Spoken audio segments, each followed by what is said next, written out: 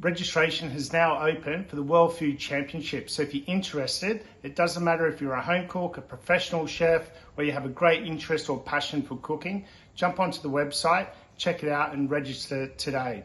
I recently won the World Seafood title over in Dallas, Texas, representing Australia.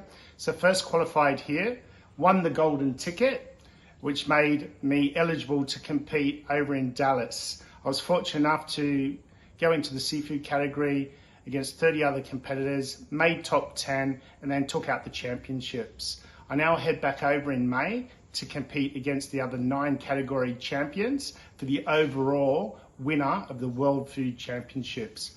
I've been interested in cooking from the age of 12, professionally qualified and trained. And what spiked my interest was at the back end of COVID, I haven't competed for over 20 odd years, and it was just nice to sort of benchmark myself locally and internationally.